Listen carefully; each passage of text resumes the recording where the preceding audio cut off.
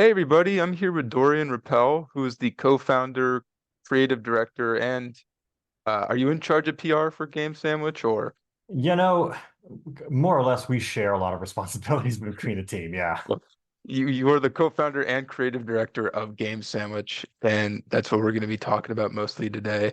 I'm Yeah. excited about this because everybody else that I've interviewed has been a developer or a game designer, but you're the first person that I'm interviewing that's more along the media side of things. So, Uh, Great. Happy to be here, so we're just going to jump right into the questions. While attending university, uh, you worked full time overnights. And this just stood out to me because, I'm going to college and I Mhm. work too, and I know it's difficult. So, how is it balancing school and work while going to school and working overnight? Man, I'll tell you, that is the most difficult thing. Knowing, you've got to go to school to complete this project, complete this degree, do whatever you need to do, but also uh, you got to make money, right? Like at the end of the day, you just got to make a living. And I look back on it now, seeing how it has helped my career, helped me personally, and from where I came from, where I am now. And I'm grateful for it. I'm also grateful I no longer have to do that because, I was working late night, strange, odd hours, um, get up, go to sleep at 10 p.m., get up at 2, whatever, going to work, and then after that, okay, I gotta go to school now. School's up until whatever my schedule was, up early, 7, 8. Then after that, go right to work, and it's just okay. When I was in the process of doing it, my brain was like, I was young. You're what, 18 to 20 something. So I was like, yeah, bouncing off the walls, ready to do it. Go get some takeout, go get some energy drinks, and handle it. Um, it was a challenging process, but again, as I said, I look back on it now and I'm like, yeah, it's made me who I am. It's made me appreciate everyone else who has to do that because as you, the same for you. You've talked to these developers who do the same things. They do their jobs, they do their school, and they also have their side hobbies.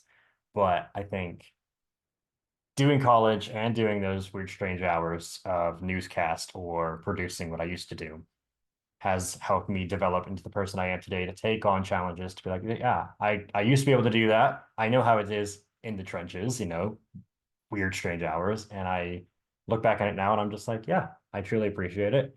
I was tired, but I'm much better off, much happier now where I am. And looking back, truly appreciate it. That's good. Well, I'm glad to hear that you look back on that and appreciate. I don't. I was gonna say look back on it fondly, but I don't know if that's the right word. It Uh, depends. Most days, yes. Most other okay. days, no. Um, so moving on to the next question. You graduated with a Bachelor of Arts in Communications and Media Studies from Rogers State University. Uh, what motivated you to pursue a degree in those fields? Yes, great question. So back when I was in college, I had my best friend at the time. We loved making movies together and this is before cell phones. So we would go buy Sony Handycams with the tapes that were this big, and we would just shoot videos at our house, around campus, wherever. Just come up with a quick idea, shoot it, edit it together, and then post it to YouTube or Facebook or whatever at the time we were posting it to. And so then I saw, I could actually do this for a living. I could go to college, and the college at the time, RSU, back in my home state of Oklahoma, they had a pretty good, it was a radio TV degree. So they had a radio station and a TV station, local TV station, where they would do, local newscast productions, local radio. And I used my kind of homemaking film background to go into this and be like, I could totally learn how to do this at a college level and then take that information and that knowledge to my future endeavors. Little did I know it would change to video games much later on in my career path, but um, just thrilled to be able to have that offered to me, especially growing up in Oklahoma. There were other colleges I was looking at around not only my home state, but other like Full Sail. I wanted to go to Full Sail because they have a really good film degree, but decided to stay around. As I said, I was working at a local news station still, so didn't really want to give that up or have to look for another job. It was a really good job at the time. My best friend, who I said filmed movies with me, got me the job at the news station. So we were pretty much intertwined like this through and through. And yeah, I would say the whole degree process was challenging, entertaining, and fun. It's changed a lot since then for sure. Um, Technology wise has gotten a lot better. You can just literally shoot on your phone. And what they taught, what I've learned back then, I carried with me through today to transition to making videos about video games or producing live newscast or live television, you name it. Social media wasn't as big back then, I would say. It's a lot bigger now. And I've taken what I've learned from my background in PR, my background in communications, film, and TV, and translated that today to talk about gaming and just everyone games. And I think video games are super important. It's super cool and super special. And just having that ability to talk about them and create about them on the media side is really special and really cool. Did you have you always been, because you said you used to make movies on the Sony hand Mhm. cams. Had you ever known at any point that you wanted to transition to gaming, or did it just happen? You know? I'll be honest. Back then, I had no idea you could be a gaming journalism professional or reporter or PR agent of that sort. I was all in it for movies and videos. Like I wanted to be a film director. That was my young childhood dream. And then it just kind of transitioned. It actually at college and at my first news job, my friend, best friend again, was he's a huge gamer. And we would game every night after work or after college. We'd game till like 2 or 3 in the morning. Oh And man. again, oh man, all the time, every night.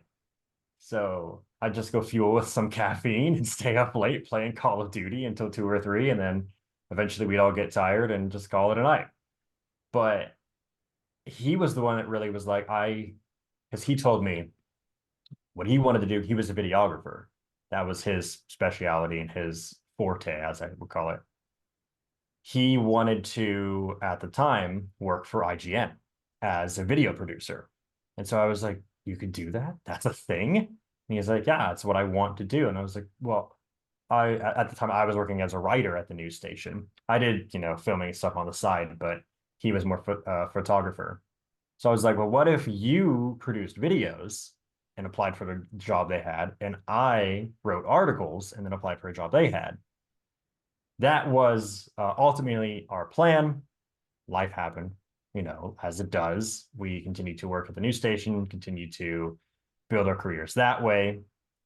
And ultimately, I think it just shifted from I could make we could make TV and movies or local films like shorts. And then no, we want to talk about video games because, as I said, we stayed up till 2 or 3, 4 in the morning playing video games, and it was my favorite pastime that I ever got to do with him and just look, my group of friends and just pick up a new video game. And back then, you go with the midnight releases, right? So Yeah. we'd stay up. I remember Halo 2 came out and midnight release. We're like, yeah, we got to go, pick it up, go back home, play it till God knows when. And I've just always had a special affinity for gaming since he brought it up into my life that, yes, we could work for an IGN, a Game Informer, a Polygon, a Kotaku, or anything like that. Okay. Um, I did laugh at the 2 a.m. comment. I haven't had a night like that in a while. You mentioned the news station that you worked at. You mentioned that you liked to make videos when you were younger. So my next question I had was, you've worked in industries outside of the video game industry, on your LinkedIn, looking through your profile, looking through your resume, television, entertainment, newscasts, more. Um, in what ways has your work outside of the video game industry, helped you with projects and your experience now in the video game industry? Yeah, I'd say one of the most beneficial things that's working in communication and newscast is interacting with people. On a daily basis at a news station, you meet so many different people on a, if you go out to a shoot, talking with firemen, police officers, PR agents you call every day, emergency management, just talking with them. They are, their whole work is PR, and they try to push themselves or push what they're about. And I've always loved connecting with people. And currently, what I do lifestyle wise for a lifestyle TV show, excuse me, is just talk to people and learn their stories. And I think that has made me, what am I trying to say? Just more passionate about covering games because every game has a story. Yes, they have a story within them, a narrative, but every game has a story. You would know, you talk to developers. Developers have stories, and it's not, it could be their game, but it could also be, what is your specific story? How did you get here? Why are you here? I think from a news journalism background, it's about diving into more than a surface level of, okay, this is your game. Yes, we could rate it on a scale from 1 to 10, but also what made you want to make this game? How long did you take to make this game? What were the issues? What were the high points? What were the lows? Really, what do people care about? People love video games, right? I mean, you would probably have a favorite video game. I have a favorite video game, but why is that your favorite video game? What makes it connect with you on a personal level or just entertainment level? I think, as I said, I will always, my wife will always say, you like people, you love talking to people. And I do. Every day, I always love to meet new people and really get to know them and why they do what they do. And I just, ever since I found out you could talk about games, has opened up this whole new expansion of my mind to be like, man, games are just great. From small game, big game, triple A, double A, indie, doesn't matter. Games are great. Oh, you're right. I mean, people wouldn't be doing this if they didn't like games. But Mhm. moving on. So, and I think I've asked this question something similar to one of the past developers I interviewed, but I'm more interested ho- now with you and what you're doing. What's the story behind the name Game Sandwich? How'd that come to be? What's the thought process behind that? Right. Now, I thought long and hard about this answer, and I don't want to be that person that's like, it doesn't have a great story. I mean, if you're expecting this, long-winded answer, Game Oh Sandwich no. got this, blah, blah, blah. I'll be honest with you. When we first founded Game Sandwich, we threw out a ton of different names. I'm not going to say what they are right now, but we all settled, I think, was one person was like, Game Sandwich. And we're like, okay, Game Sandwich. And then we started to think, okay, so Game Sandwich, what is the meaning of it? What is like the mission, the motto? And it's like, well, everyone has their favorite sandwich, right? I don't want to put you on the spot, but I'm sure you have a favorite sandwich. You could, classic PB&J. Love a PB&J sandwich. But the thing about sandwiches is you can make it whatever you want.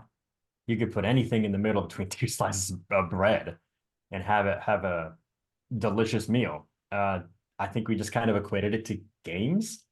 You've got your developers, the slices of bread, and then they just put in the code. They put in everything in the middle, the meat, the lettuce, the veggies, the condiments. Boom, there's your game. Game sandwich.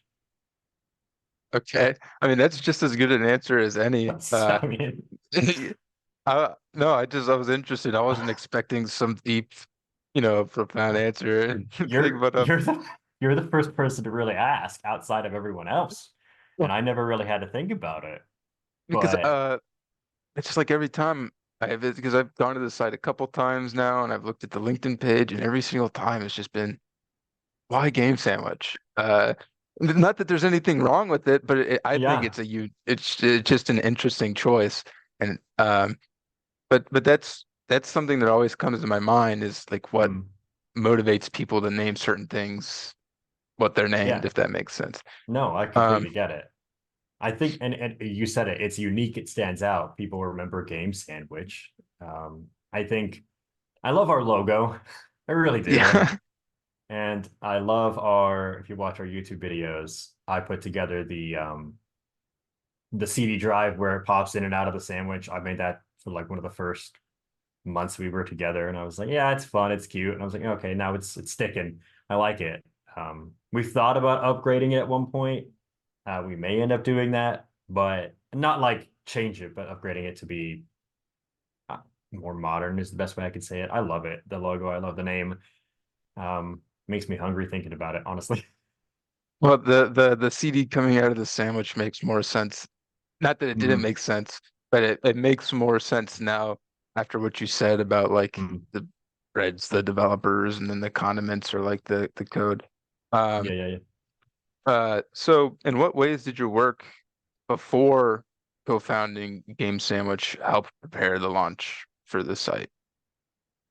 So before I had really dived into games media, after college, after getting away from film and television, I really dove into I love talking about games and I want to talk about them in every way that I can, video or article wise. So I reached out to as many websites as I could, did some freelance work for some others, and excuse me, said, I want to cover games. What, you got anything open? Do you have any video editors available? Do you have any writer roles available? And sites were like, yeah. The majority of others, they wanted pitches. Write your article pitch, and then we'll pick it up or not. And that, in a way, helped was one of the most eye-opening things about games journalism to me is that the majority of articles you see, a high majority, are probably pitches from people like me. I mean, you have your big names that work. You constantly see them IGN, Game Informer, right? Then you also have these people who just live and breathe contract work, freelance work, which is a phenomenal way to do it. It takes heart, it takes guts, it takes passion and willpower. And I think being able to, with my background as a journalist, covering daily news, you name it, whatever it be, I got my eyes open to be like, to be able to have an eye for a story, if that makes sense. Again, I like talking to people and I like people's stories. And I think as people who consume content, you want to know more about a person and what makes them tick. So a lot of just reaching out to people, whether they be game developers or um, PR agents who want you to cover their game, like if you reach out for a code. I think that has really had a huge impact on me today. And knowing that the work I did to reach out and build all those contacts kind of carry it with me today to say, hey, we're doing something really great with this game sandwich site. We want to cover a lot of video games. And again, no matter big, small, in between the lot. And a lot of what I found as a freelancer was sites and the people that run them, when they accept pitches or whatever, they're looking for a specific thing, right? So it may not be, hey, there you could be this great new indie title you've seen. The team is great. They're really passionate about it. And you send it a pitch and they're like, nah, it's not really for us. But then as a person talking who wants to talk about it, you're like, but I see value in this. I see value that readers and consumers can take from this, right? Um, Sea of Stars, for example. Sea of Stars was a huge game last year. And I remember early on, it kind of didn't get a lot of buzz. And then slowly, after a while, it got to pick up. Some freelancers picked it up, started appearing on the bigger sites, and started to kind of domino effect into one of the biggest games of 2023. And I think you could have, but what I'd love to do at Game Sandwich is have a game like that you see early on, and you're like, I could see this not just being big, but just being fun and being enjoyable and being entertaining to people that I want them to know about it. So I think being able to kind of see what's coming and see how you can work with it, make it to an article, make it to a video, get it out there so people can see it so they can just play the game. I think that's what I've really learned.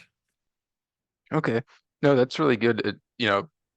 It seems like you're trying to make a space to kind of to foster, I don't know what the word I'm looking for is, but just to foster things so that they can grow, if that makes sense. I do like what you're trying to do, and I appreciate the message. But so the Game Sandwich team was formed from laid off industry veterans. Uh, you know, how long did it take you to assemble that team and kind of create a foundation for the website? About a day. Oh, it's literally about a day. Yeah, I put a call out on Twitter, formerly known as Twitter, X, saying, rest hey, in a peace. lot of recipes or pour one out. Say, hey, a lot of us over at Gamers Group just got laid off. This was the first of, oh gosh, there was maybe a few more before, but March of 2023, where Gamers Group was like, we are going in a different direction, and here's a bunch of people no longer at the site. They did it again later on, and I reached out to, I just put a call out on Twitter and some other writers that I knew, and was like, hey, what if we, and I'll be honest, it wasn't a joke. Joke's the wrong word, but just as a thought. Hey, what if we, as an independent group, started our own journalism media website? That kind of dominoed, snowballed way more than I was expecting. Um, and then I went on vacation because I didn't expect. I was like, X Twitter. I'm just going to put you away.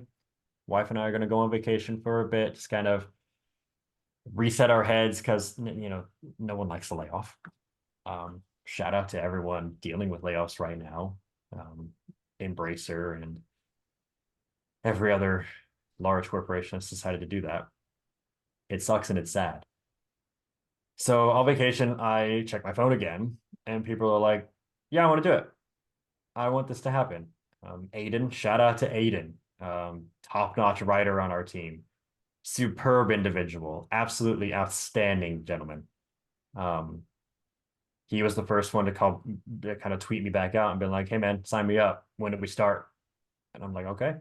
Um, then John Henson rolled in. He's like, "Yeah, sign me up. I'm gonna do it. Let's see what we can make happen." And I honestly believe it was a day. I'll have to go back and check my records, but my tweets kind of exploded, and then my DMs kind of exploded, and people were like, "Can we join? Can we do this?" And I'm like, I'd love to have as many people as I can, but I want to do this slowly and roll out the right way because we were, as I said, very small, independent, 7-person team. We are looking and we are growing, we are expanding, we are looking at the future to bring on as many people as we can to make it a safe and engaging place for anyone who wants to write about or cover games, whether it's articles or videos or audio. I mean, I get messages from people asking me, what do you, can we send a pitch or send something? And I'm like, we're working on it. I also want to provide people payment. Volunteer work is great. I also started as a volunteer in this industry, just doing my time and efforts, and it kind of got me where I am today, as did everyone else on the site. And then we found our niche with the individual websites we were writing for a time before the layoffs. And we were like, we want to be better than these sites with their quote unquote overlords who just see views instead of people. Okay.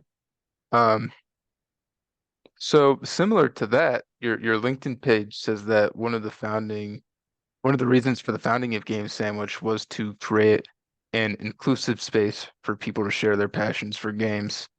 And I feel like we've already heard a lot of that from you and your answers.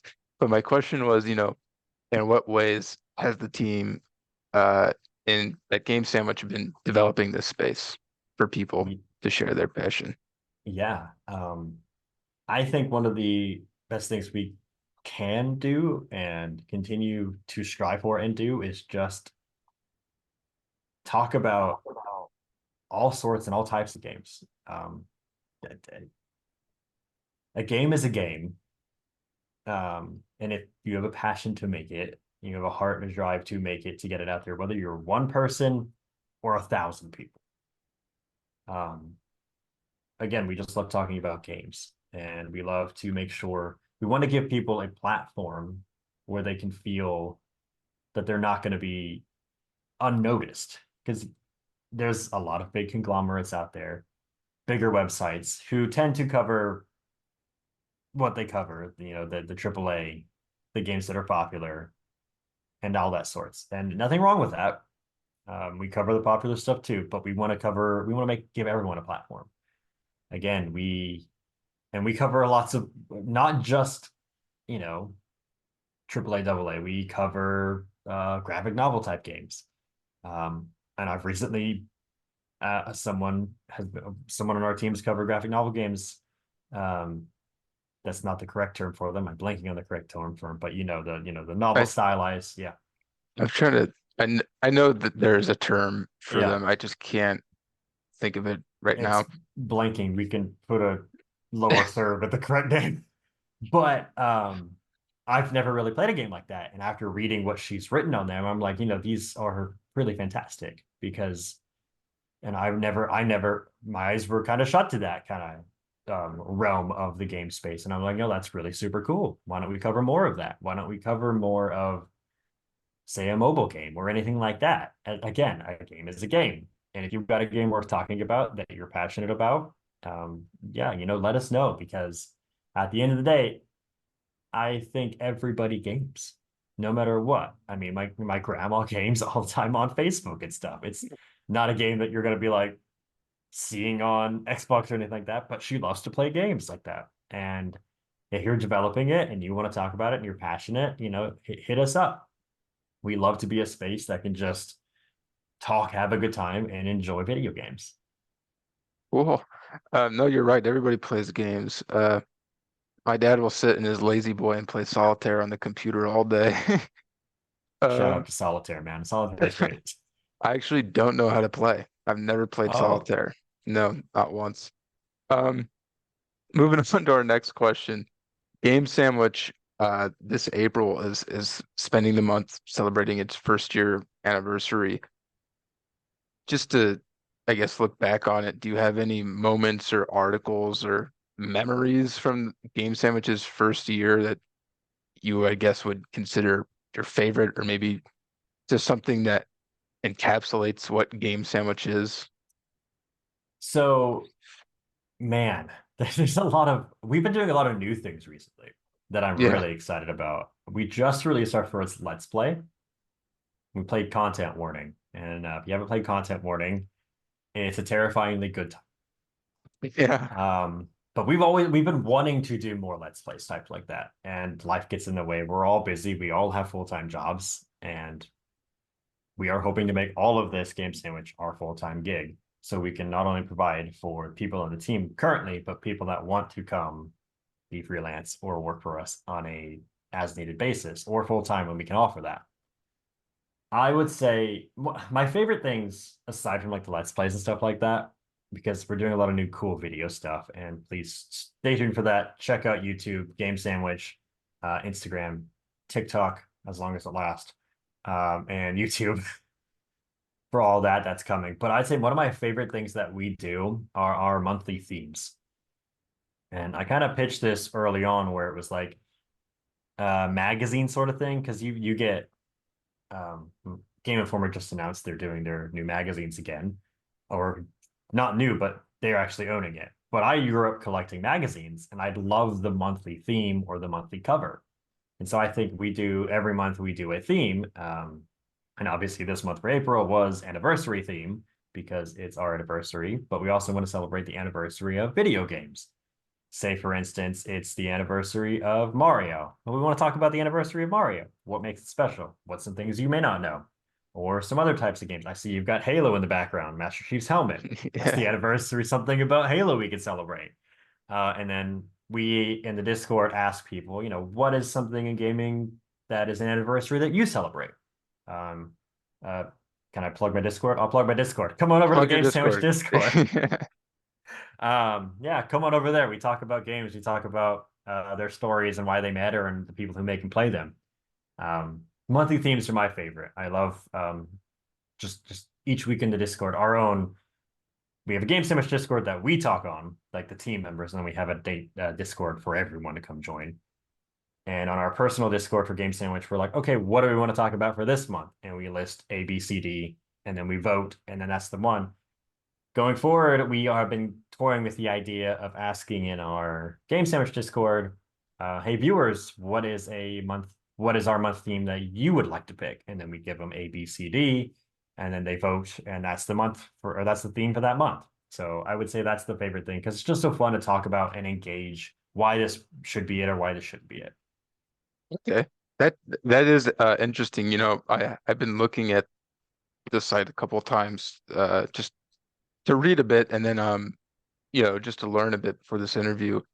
Um and I did read a little bit about, the monthly theme that you guys got going on. But so how have you, I guess, we've talked about other video game publications or video game media sites or whatever you want to call them, but how are you separating or planning on separating Game Sandwich from others in the space? That is a very good question. It's a very difficult question to answer because there are a lot more independent media sites than I realized, honestly. Um, when we started in 2023, there were a few others. MinMax is the biggest one that I knew of at the time. Then we started, and by no means are we a MinMax level, but the hope and the idea and the growth that we're seeing is to get there one day. What I would love to make us stand out from other big conglomerates is just being a place, and I've talked about it before, just a place where hey, you've got a game or an indie game or a smaller game that the larger sites aren't going to cover. We want to talk about it. We want to cover it. I've reached out to a few smaller indie developers recently, as yourself. You talked to some developers, and I just think their games look really cool, and think people would get a lot of fun out of seeing it and interacting with it. And I'm excited to talk about it. So I think what will make us stand out is just talking about these games that you may not be aware of if you follow the larger spaces. What I connect with through smaller sites like our own is the personalities of the people. I follow along for a Minmax, for instance, or a press space to jump, which is one of our partners, is the people that there. We have a Discord again with all these people, all these writers, all these creators. And what I connect with most is when I read an article, I read it and immediately go, oh, that's so and so. I know the way they write. I know the way they dictate and all this stuff. And I'm like, I really connect with that. I want to know more. I want to read more articles from this person. So I think being more personable and having that personality that we can share in our articles and in our videos is something that people can connect with. Awesome. So my last question I have here about Game Sandwich uh, is, what are you looking forward to for the future? So many things. I Yeah. mean, season one, I'm calling it season one. That's the first anniversary, was kind of the get our foot wet, as it were, um, and see what it's like to do an independent games media site. And the fascinating thing about it is to watch how it's changed from what we first started out. We set out this mission of, okay, we want to talk about games, so we want to just do our own thing and make it be our own, something that we have full control over, something that someone higher up doesn't say, nah, don't cover that today. But it's instead, we talk about it. We do pitches to each other. We're like, yeah, go ahead, talk about it. If it's worth your time, if you get enjoyment out of it, then other people will too, right? We're all gamers. We love video games. And I think the future is what I would love to see from it is more showcasing of who we are, connecting with each and every one of us, like, through Let's Plays or through videos or through shorts or reels or our podcast type stuff that we're doing. Um, Shout out to Kevin on our team, who is a phenomenal video editor. Ever since we've landed him, he's had so many phenomenal ideas for videos.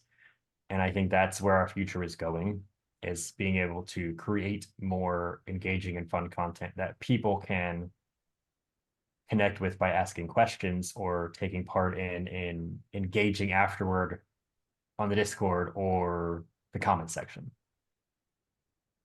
Okay.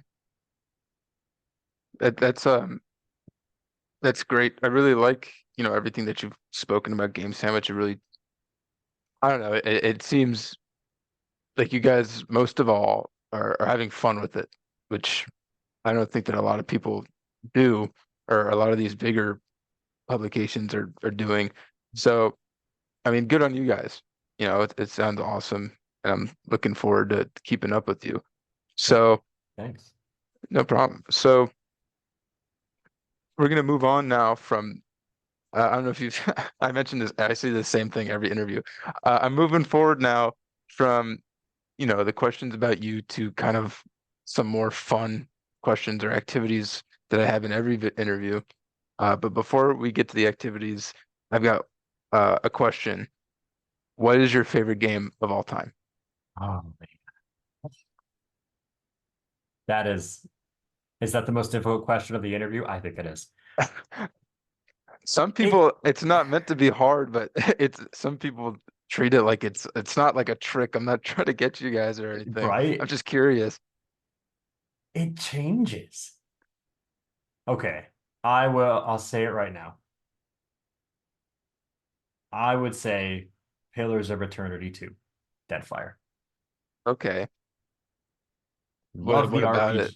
The RPG elements, phenomenal. Being able to make your own characters, phenomenal. My wife and I have made our book characters as our entire party. So we get to travel around as the characters that we've role played at a D&D table, write about in our book.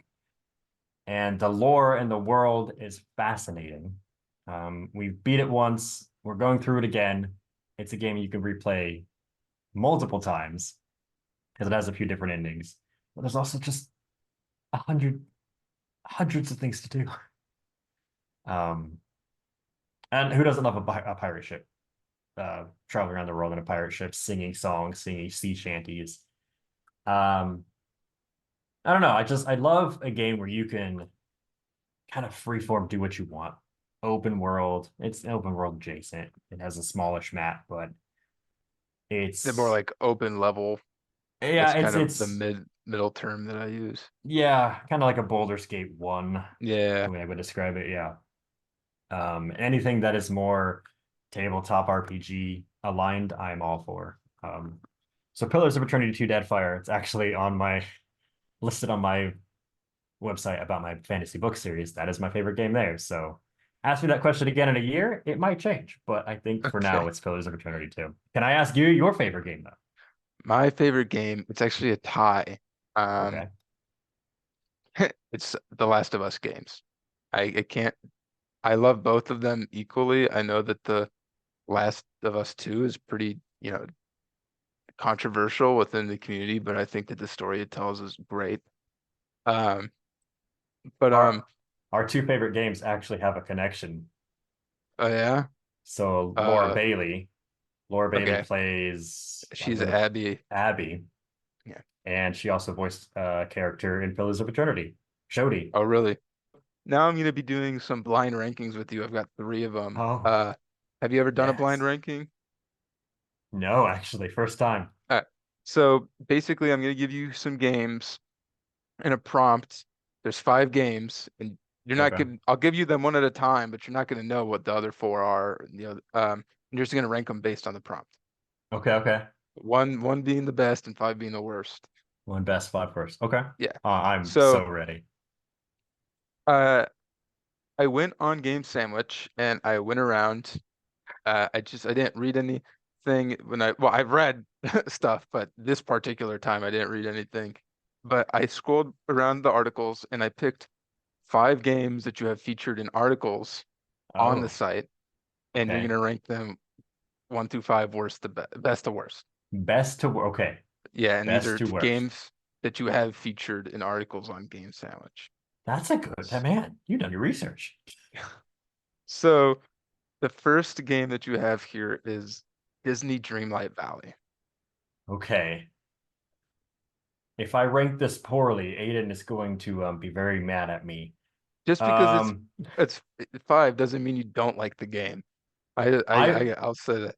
I've played this game. I enjoyed. Man, Disney's so hard. You can't bet against the rat, the mouse. I'm gonna give it a four. Okay, Yeah. that's understandable. Uh, Fallout 76. Oh man. Ooh, I've been playing it so much recently. Yeah, I Two, noticed you two, too. Okay. two. I'm scared what the first one's gonna be. Power World. Power, easy five. Easy. Easy five. Helldivers 2. What do I have left? One You and have a three. one and three. Okay. Hmm. Man, Helldivers is just so fun. Everything I've seen about it, people just eat it up and love it. I Go ahead. Go ahead. I don't usually put my personal input in here, but if the next, I'd be disappointed if the one after this one got one, if I were you. Oh shoot. Hmm. The good news is I haven't played it. So You personality wise, I don't know. I'll give it a three. I'll do it. I'll do it. okay? So your number one is Yeah. Overwatch 2. I'm not mad at it. But also, I just don't think it tops Helldivers 2. So you want to this is it. One through yeah, five. One is Overwatch 2, two is Fallout 76, Helldivers 2 is 3. Wait, no. Oh yeah, yeah. Helldivers 2 is 3, Disney's 4, Power World's 5. I'm not mad at it. No. Um, I haven't touched Power World yet, but I've heard like people love it, man. no, They want my team has played it. Um, it's not for me. I'll be honest. I'll no. just say that. Okay, that's Um, fine. I played Overwatch 1. Um, the only reason I played Overwatch 1 because of Matthew Mercer, and I wanted to play all the games he's in because I think he's great. Overwatch 2 I've not played, but no, I'm not mad at it. Yeah, I'll accept. That's good because it's your blind ranking. So if it It's makes you fine. happy, it makes you happy. So the next one is actually based on an article written by John Hansen from Okay. Game Sandwich. So his article was titled, and I read it. It was cool. Everybody should check it out, and I'll probably put it in the description so people can look at it. Top 10 video game royals, where he ranked Mm, his personal top 10 video game royal characters. So I pulled five of the characters from his list, and you're gonna blind rank them. okay. So favorite royal to least favorite royal. 1 to 5 again. Okay. 1 to 5. And I don't Okay. remember his list, so this is benefiting. Yeah. Okay. Number 1 is Zelda. Oh, I'm sorry. I just that was one of my top three favorite games, Ocarina of Time. Oh, really? I've never played it. Yeah. Oh, oh man. I'd I'm recommend it. sorry. No, I'd recommend it. I I'm really would. I'm not huge on the dungeon aspect of the Zelda games. It's fair. It's So, not for everyone. If I were to play it, I would go. If I were to recommend, I'd play it on the 64 over the handheld. That's okay. just me. But I will put her at number one. Okay. Confident I don't number one. I don't think anybody would be mad at that. I I don't don't think think you go anybody. against Zelda. No. Um, Next one is Zagreus from Hades.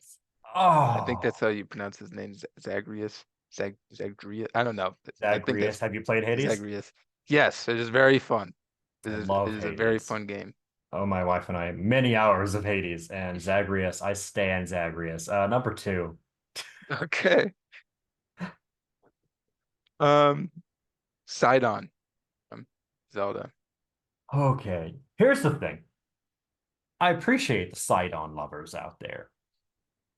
Okay, no, I was gonna say something, but every time his little tooth flashes, I'm sold. Four.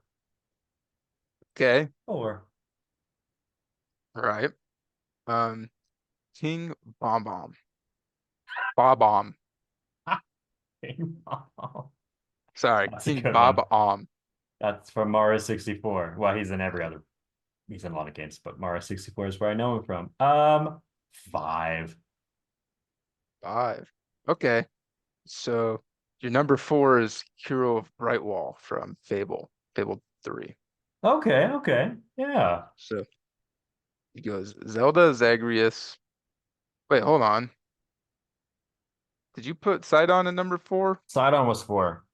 So then So Fable was three, yeah, I don't know why I accidentally put I I put him think. as number 4 too. Yeah, yeah. Yeah, So yeah, you yeah. got Zelda, Zagreus, Hero of Brightwall, Sidon, and King King Bob-omb. Baba.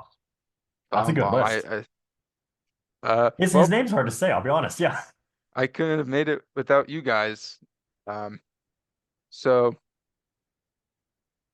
your next one, and this is the last blind rank. Yeah. This one I think is one of the harder ones that I've made because what you're going to be doing is ranking 5 games that are coming out this year based on how Mm, good you think they'll be, 1 through okay. 5. That's a challenge. I'm ready for that. Yeah. Okay. Starting off, we have Stellar Blade. Stellar Blade. Stellar now, there's a lot of Blade games coming out. Which one is Stellar Blade? You got it. Uh, Somebody's written about it on your site. Is that It's the Korean. It's a that's the one? Korean Okay. game. Yeah. Because I get it confused with the other Blade game coming out. There's Um, another Blade game coming out. there's probably two or three. What is the other? I'm gonna butcher it, but there's another Blade game coming out, but I can't remember the name of it. I'm gonna Oh, list it as five. okay. S- Elden Ring, Shadow of the Erd Tree. Stop it. That's a good one. Two. Okay. I'm an Elden Ring fan. Star Wars Outlaws. Four. 4. Yeah. Warhammer Looks fun. 40K. Oh, Looks fun. Warhammer. Warhammer War. 40K Space Marine 2. I've got You one, got, three left. yep, Go with three. I feel confident. 3. Okay. Your number 1 is Destiny 2, The Final Shape. Yeah, I can get behind that. Okay. Yeah, I Okay. like So Destiny. so it goes Destiny 2, Elden Ring, Warhammer, Star Wars, then Stellar Blade. Yeah, I it's not a I bad would have list. no, I think I would have swapped Actually, I would have swapped a lot, so never mind. Well, Um, but okay, what's your number one then? my number one's Elden Ring. I wouldn't Okay. have had to have heard anything else, just Elden Ring. Um, Yeah. uh, but that's it for the blind rankings. Sometimes I do keep five cut fives, but I was just gonna do the blind rankings this time. Um, Hmm.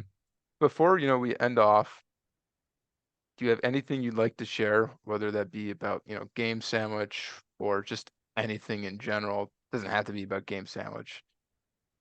Yeah. I think, you know,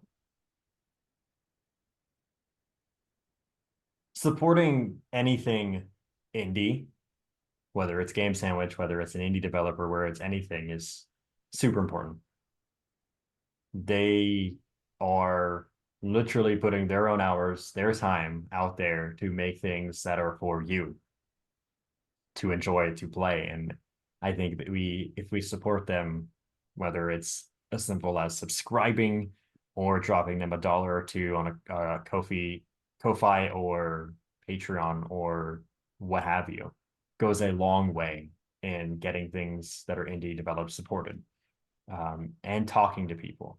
If you see someone out there that's like, hey, I'm an indie developer, I'm working on this so and so, send them a message on X, Twitter, comment on their YouTube, just say, hey, this looks really cool. Hey, I'm looking forward to it. Where can I learn more? Seeing stuff like that, seeing positivity out there goes a long way for anyone making anything. And the world's got a lot of negativity in it, and we need a lot more of that upbeat, positive energy. And that's what I hope and want to bring from Game Sandwich is just come hang out with us in the Discord. Come hang out with us by commenting on our Instas, TikToks, Facebooks, YouTube, and have a good time talking about games and supporting local games media and independent and growing games developers. Awesome. Great words. Well, I mean, that was it. Thanks everybody who watched again. This is Dorian Roepel, who's the co-founder and creative director and PR for Game Sandwich. Um, thank you so much for coming on. Connor, thank you so much. It was an absolute blast. You're a gracious host, and I really appreciate what you're doing. I hope so. Thank you. Hey everybody, it's Connor. Thanks for watching the video. Before we end off here, Dorian has shared a video to shout out a member of the Game Sandwich team. Please take a few moments to give it a watch, and thanks for watching. Have a good day. And I also want to thank our social media marketer, Talia. She has been a phenomenal asset to the team, making beautiful and stunning pictures you see on Instagram and all the thumbnails and screen caps you see there, showing off what we have on the website and on YouTube and on videos and everything we got going on social media. She is wonderful and a phenomenal team member. Shout out to the rest of the team, entire team. They will make Game Sandwich amazing.